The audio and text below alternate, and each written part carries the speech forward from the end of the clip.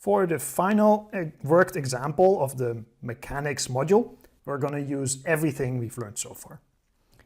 The question here is, how high should you start in a kart in a Luna Park to make a looping? So suppose you're in a little train on a track that's going to make a loop.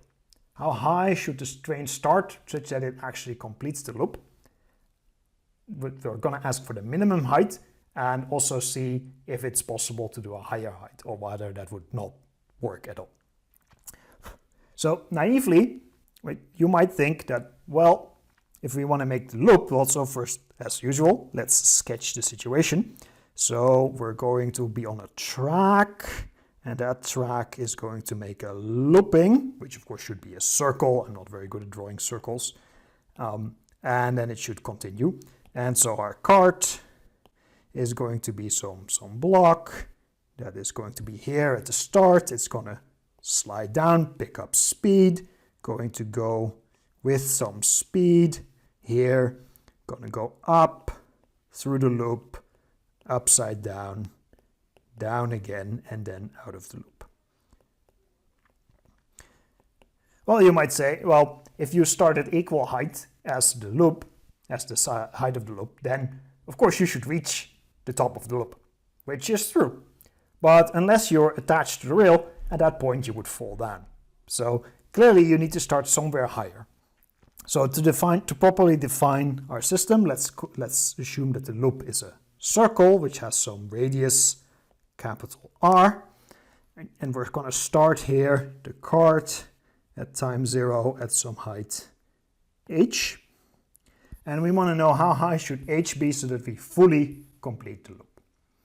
Now, to complete the loop, of course, what we need is for our kart to be in a circular motion when it goes through the loop. So what we need is that at the top of the circular motion, the forces on the kart, right? So in this top situation, it should be in a circular motion.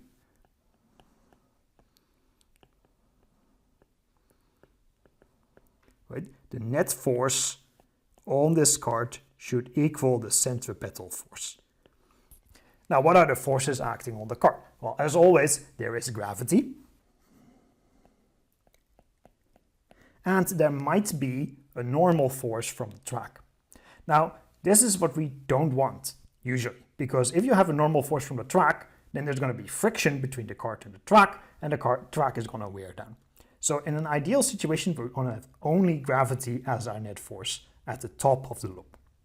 So gravity should then equal the centripetal force. Now we know the magnitude of the gravitational force, which is the mass of the kart times the gravitational acceleration. And we also know the magnitude of the centripetal force, which is the mass times the velocity squared divided by the radius of our circle.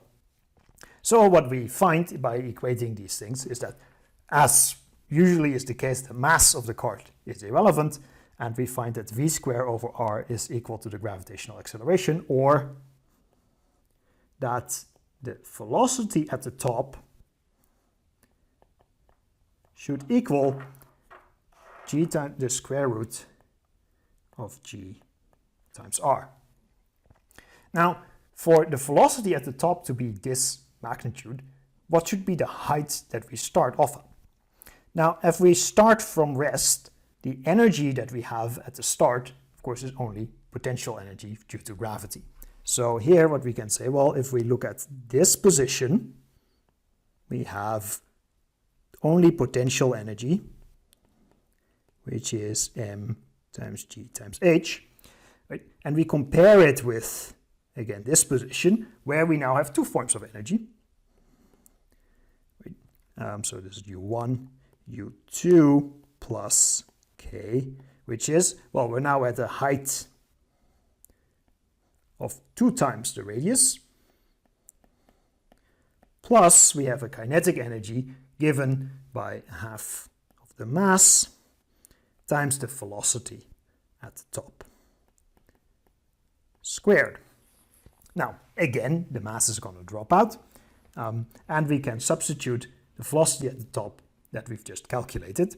So what we find is that g times h equals 2g times r plus a half times, well, we have the square root of gr squared, so that's a half times g times r. And again, also the gravitational acceleration is going to drop out. And what we're left with is that the height should be 5/2 the radius of the loop. And we see that it doesn't matter whether we're on Earth or on the moon, the height should be the same.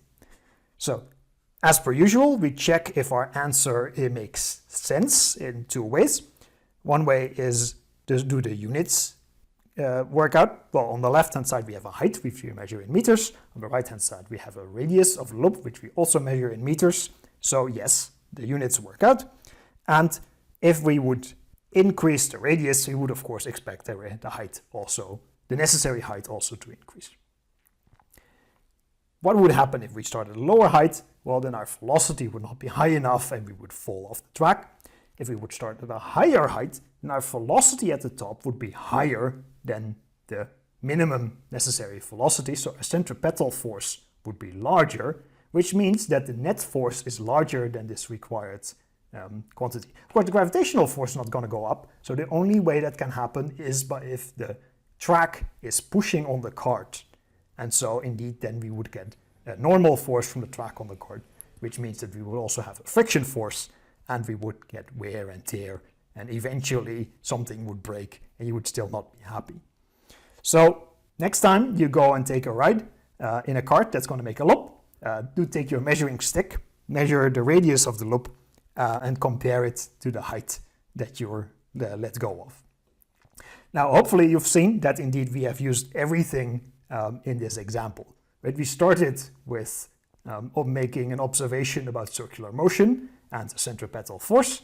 We used a force balance to figure out what then the velocity should be, and we used an energy balance to relate that velocity to the required height.